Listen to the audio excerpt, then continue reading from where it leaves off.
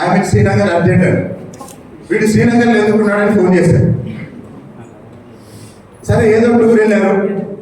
సరే టూర్ వెళ్ళారు, విషయం ఏంటి, అక్కడ ఏదో సమస్య వస్తుంది, సమస్య వస్తే ఏం చేయాలి, తిరువురు ఎమ్మెల్యే శ్రీనగర్ ఎవడో తెలుసు అంటే, లేదు ఇక్కడ ఒక అడిషనల్ డీజీ ఉన్నాడు మీ స్టూడెంట్ అంట అన్నాడు.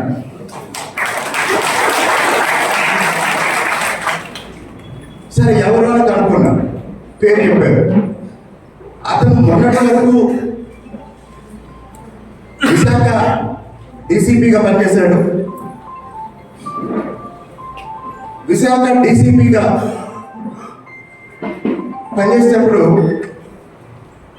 మళ్ళీ ప్రభుత్వం మారంగానే ఆంధ్రప్రదేశ్లో, అంటే వైసీపీ ఉన్నప్పుడు వచ్చాడు డెప్యుటేషన్ మీద, ప్రభుత్వం మారంగానే మళ్ళీ కాశ్మీర్ వెళ్ళిపోయాడు. Kashmir cadre IPS. ఆ వెళ్ళిన విషయం నాకు తెలియదు.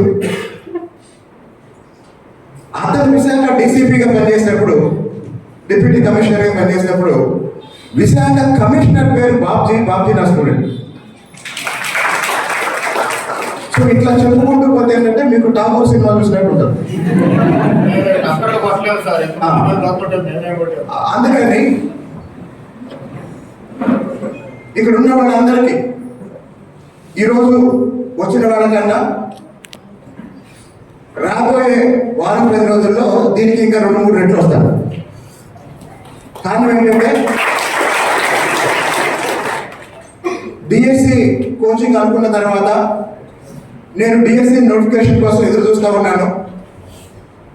అయితే విద్యా సంవత్సరం మధ్యలో ఉన్నాను కాబట్టి నాకు తెలిసి వచ్చే విద్యా సంవత్సరం ప్రారంభంలోపు డిఎస్సి నోటిఫికేషన్ వస్తుంది, ఎగ్జామ్ అవుతుంది, రిక్రూట్మెంట్ అవుతుంది. అప్పుడు ఫ్రెష్గా అకాడమిక్ ఇయర్లో టీచర్స్ వెళ్తారు. సరే ఆ షెడ్యూల్ కాస్త